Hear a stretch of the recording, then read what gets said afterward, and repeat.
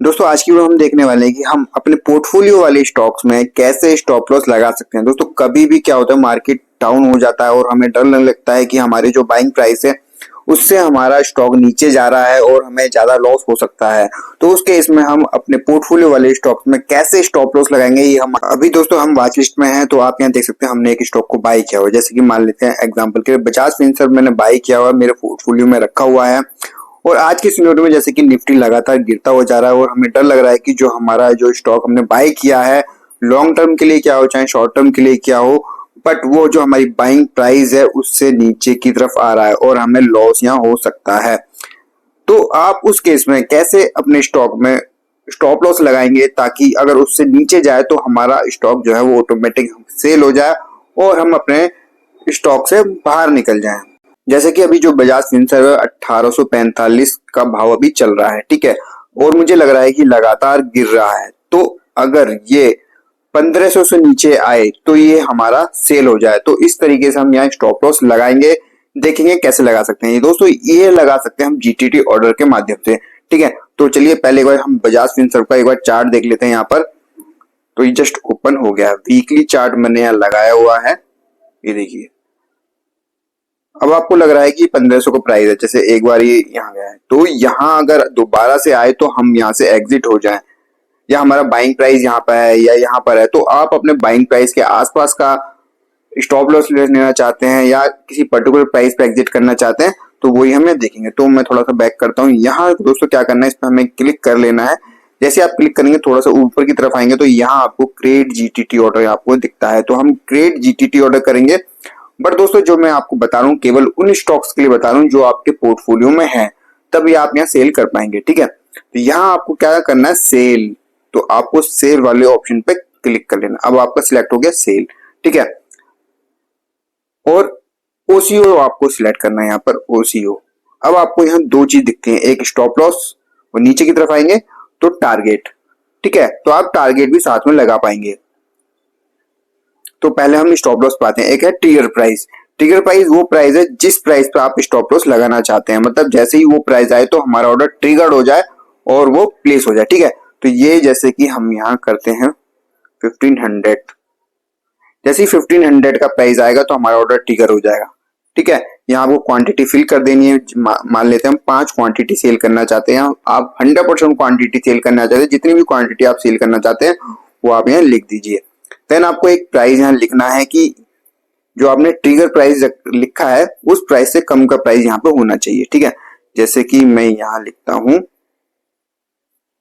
1480, okay. तो यहाँ आपने ये प्राइस लिख लिया। तो अब क्या होगा, जैसे ही 1500 का प्राइस आएगा तो हमारा ऑर्डर ट्रिगर हो जाएगा और इस प्राइस के बीच में हमारा ऑर्डर एग्जीक्यूट हो जाएगा और हम विद लॉस या प्रॉफिट के साथ एग्जिट हो सकते हैं। लॉस एंड प्रॉफिट मैंने क्यों बोला, मान लो आपका जो बाइंग प्राइस है वो 1545 है तो उस केस में आपको लॉस होगा। अगर आपका जो बाइंग प्राइस है मान ले तो 1400 है और आप 1500 पे निकल जाते हैं तो उस केस में आप छोटे मोटे प्रॉफिट के साथ एग्जिट हो जाएंगे।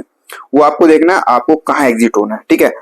ऐसे ही हमें यहाँ टारगेट भी लगा सकते हैं। जैसे कि ये हमने 1500 के आसपास बाई किया हुआ है और आपको लग रहा है कि ये 2000 आए तो हम यहाँ से एग्जिट हो जाएं, तो आप यहाँ का प्राइस रख के छोड़ सकते हैं या इससे ऊपर का प्राइस रख लीजिए। तो मान लेते हैं 2200, 2200 रुपए।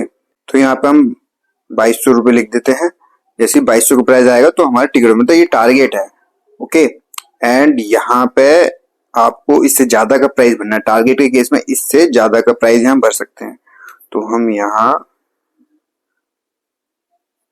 आप बराबर का प्राइस भी भर सकते हैं, 2200 प्लस या 2200। तो यहाँ हम कर देते हैं 2220, ठीक है। और यहाँ क्वांटिटी जितनी आपको रखनी है उतनी, जैसे कि हमने 5 रखी थी तो 5 ही रखते हैं, यहाँ पर सेम रखते हैं।